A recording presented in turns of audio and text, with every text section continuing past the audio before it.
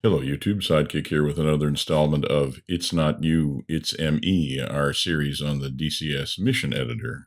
You'll remember that in the last couple of videos, we did a lot of experimenting with mission triggers. I think this time we'll do a bit more actual mission editing to put some of those new mad trigger skills to work. But I think rather than continuing to modify this initial mission that we've been using on, let's branch out and start a new mission that will make use of those triggers.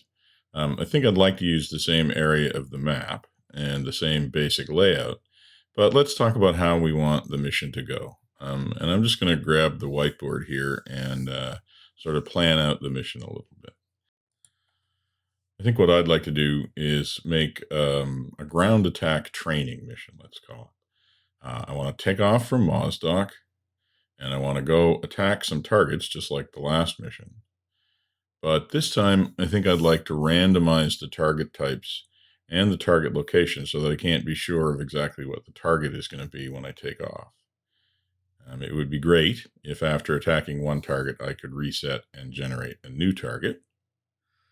It would be nice if I had the option to mark the target or not, depending on the sort of the amount of challenge that I want. And there are probably some other bells and whistles we could build in, like a time limit or a scoring system. But that looks like a pretty good list to start with. So let's get started.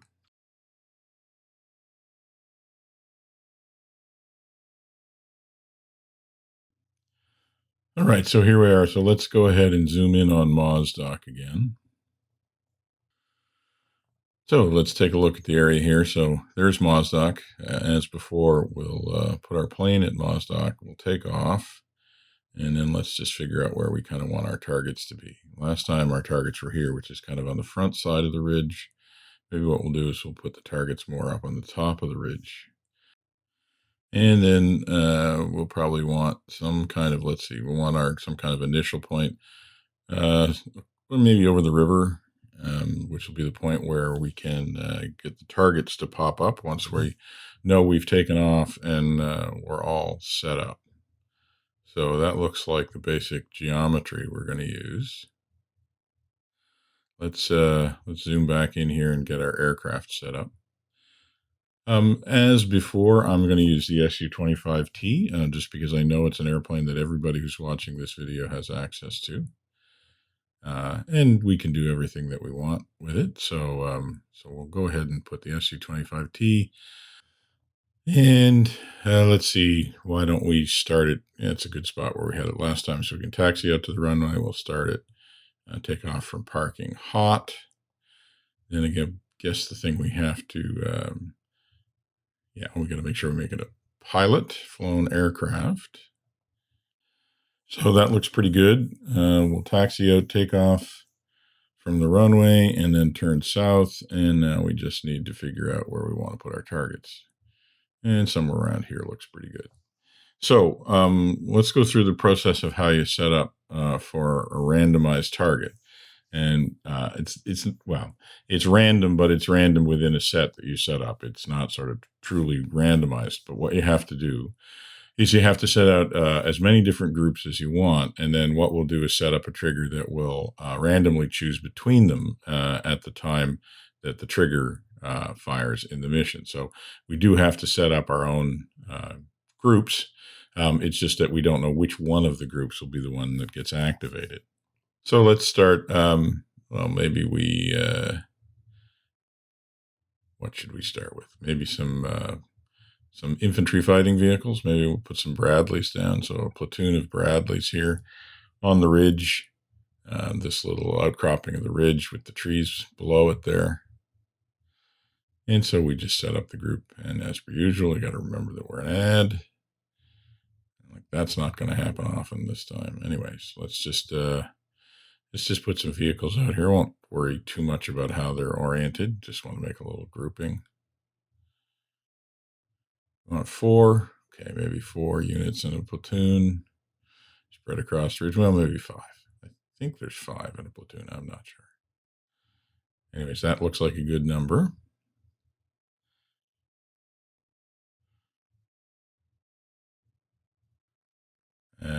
Don't need to worry about what to call them.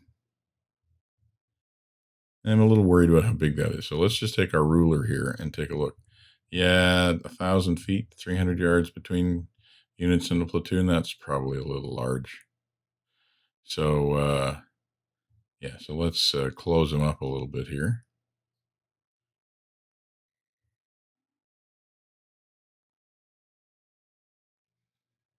Not really, we can go and refine these later by looking actually in the game, but for now that looks like it's pretty good. That's a little bit better. Yeah, that's more like 150 meters apart. That's good. Okay, and then what we can do is we can Control C and Control V that, and then just move the individual vehicles around a little bit. These guys will be more in the trees, bit more of a challenge finding these guys.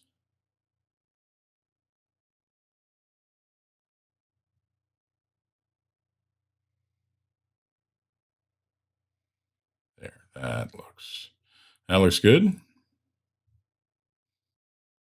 Okay, so we got a couple of infantry fighting vehicle platoons. What else do we want to do? We could put something over here, but maybe what we should do is go back here and put in a couple of artillery batteries, and we'll put them back down the ridge behind the town here. Yeah, maybe somewhere in here. Let's just take a look at the satellite photos so we can actually see where the trees are. That's helpful. And we'll pick some artillery units this time. Maybe some good old M109s. And I'll just speed up time here a little as I fiddle around getting these guys into the tree line. Again, let's use 5 vehicles. Gotta make sure we're all pointed in the right direction. Okay, that looks good. And then we can Control C, Control V that again as well. And where's another good spot for an artillery battery?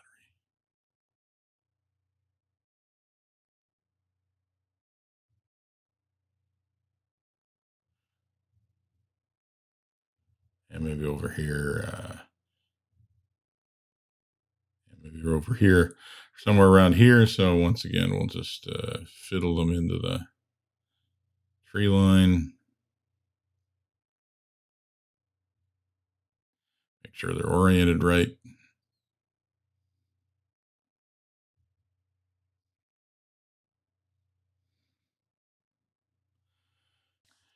Okay, that's 4 targets. What should we do? Do we want another one? Yeah, I probably want a 5th target. Maybe let's make a bit more of a challenge for ourselves here. Maybe the 5th target will be the really tough nut to crack. We'll put an M1 tank platoon in just down at the front of the ridge here, just in this sort of tree line that sticks out. So let's find the M1s and put them down here.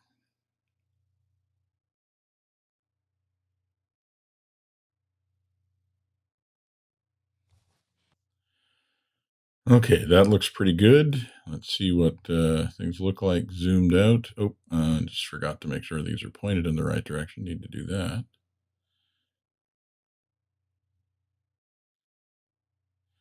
Okay, that looks like a pretty good target set. Let's just go over here and review. Got the target names. So we go ground 1, 2, 3, 4, 5. That's going to be important when we set up the triggers. So the last thing we need to do before we start setting up the triggers, we need to go in and we need to set all of them to late activation. So you need to click the late activation.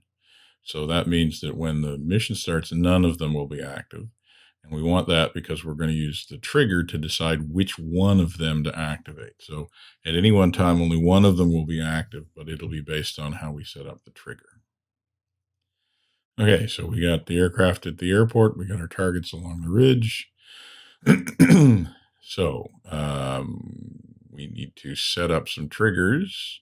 And I'm just going to show you a little technique here that I use to make it a little easier to, when you have a lot of triggers, to kind of read what's going on. It's kind of like adding comment lines in code. You can just put in a line that sets, like just sense a random flag, like say 999.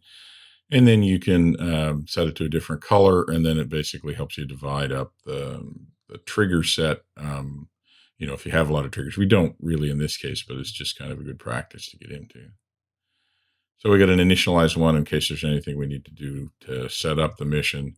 And then the next block is going to be where we actually activate the random targets. So this is how we're going to do that. First thing we're going to do is have a trigger that actually sets the random number. And we're going to, let's just set that to happen on a flag.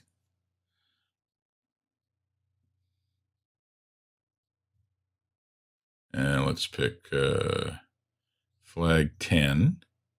And what we're going to do is we're going to set flag 10 when we fly to where we want to fly, but we can set that up later. So we'll just set flag to 10. And when the flag goes to 10, then we are going to do this. We're going to set another flag, let's call it flag 100, to a random value between 1 and 5. And we're going to use that to pick the target that we activate. So when flag 10 goes true, which is what's going to happen when we fly into the area of operations, then we're going to set a random flag, or we're going to set flag 100 to a random value between 1 and 5. So now we just need to set up the triggers that will fire depending on the value that gets set. Okay, so we'll call the first one activate target 1. We only want it to fire if flag 10 is true, so we need to give it that condition.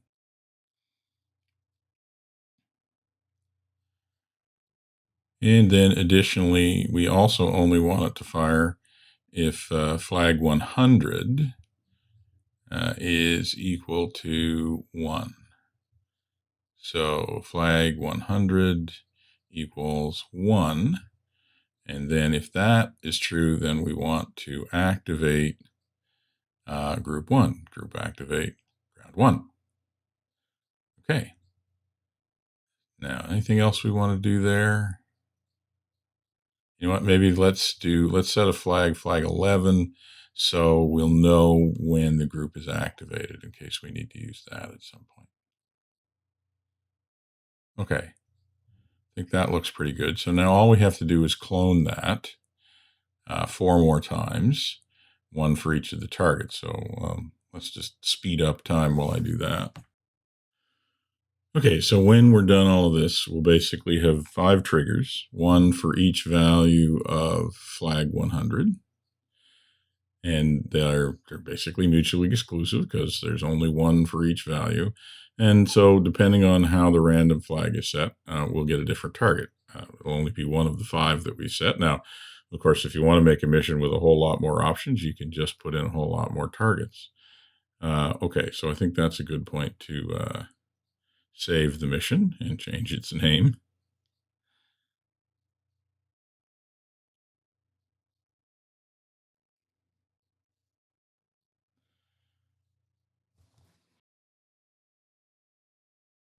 Okay, good. So we have an aircraft at the airport. We have targets along the ridge. We have them set up to randomly activate one of those targets. I guess the one thing we haven't done is figure out what causes them to activate. So I think what I would like to do is basically set it up so that there's a big kind of area of operations. And no matter how we fly into that area of operations, once we do, then our first target will activate. So we'll take off from Mosdock, and then we'll probably turn south and head toward the targets. So I think we just need to put a big zone in that will, be big enough to make sure that no matter how we fly into it, we'll trip it and it will cause the targets to activate.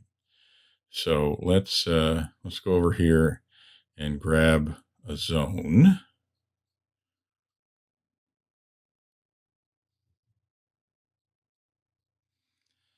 And we'll just plunk it down. Where do we want to put it? And we need to make it bigger than that. Make it fairly big. I don't want there to be, don't want it to be hard to get into this zone. That's not the test. So I think if we put it there, that means, yeah, it's pretty hard for us to come at the targets without getting into the zone. We'll make it red. We'll call it, what do we call it? Let's call it target. Yeah, we'll call it target zone.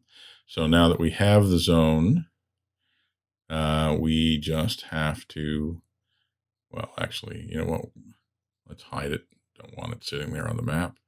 We know it's there. And then we just have to set up a trigger. So this time what we want to do is set up a trigger that actually, now you remember, flag 10 is the thing that we use to tell it to actually initialize the target. So this is going to be the trigger that actually trips flag 10 to come on. So let's give it a name. Let's call it start the party. And then it's going to be if the, basically if we're in that zone, area 1 is in target zone, then we're going to turn flag 10 on, and let's move that up so that it's above the other stuff. Okay.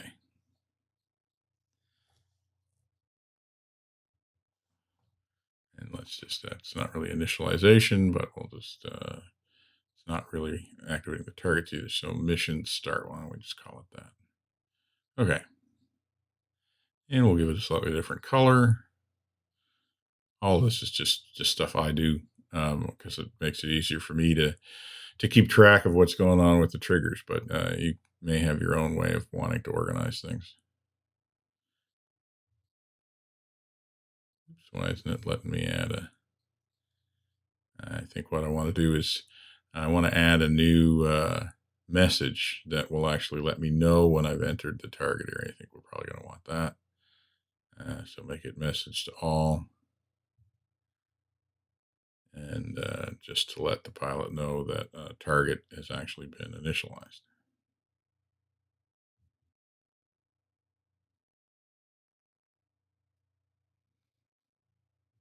Okay. That all looks good.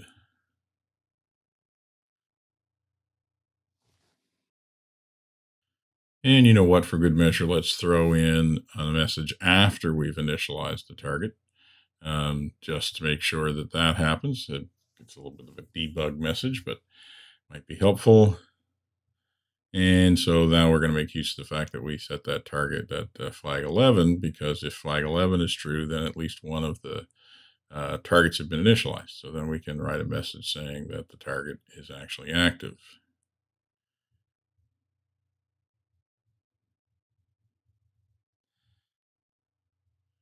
It's a little bit redundant, but might come in handy in case we have any trouble with the way things go during execution. And then we'll make that the same color because it's basically a message trigger. Okay. So I think we have the triggers that we need set up to make this target randomization work. All the other stuff that we're going to add in, we can add in later. That's probably enough to test for right now. So let's see, what else do we need to do? I guess we haven't armed our aircraft yet. So let's go in and actually put some ordnance on this aircraft.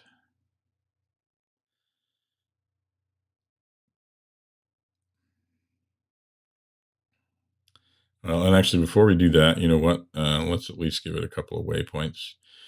Useful because it's the SU-25T, we can't actually see the waypoints on the HUD, so be useful to have some navigation points. Let's actually put our target zone back on so we can see where we're going. And now we gotta go back to the aircraft. Make sure we're in add mode. Let's put one waypoint kind of off the end of the runway. Say 4,000 feet. And then kind of, let's just, where do we want to aim?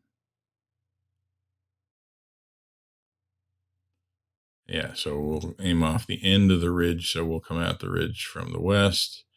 And let's say we're going to start at 8,000 feet. So if we fly towards that, we'll cross into the target zone. One of the targets will be active. And then we'll put a third waypoint right in the middle of the target, so we kind of know what area to look around. So I think that'll work.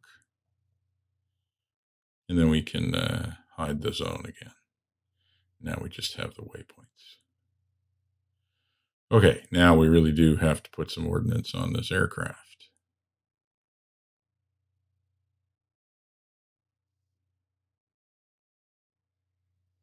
So let's see, what do we want to put on here? Let's put a range of things. Well, first let's get a livery we like.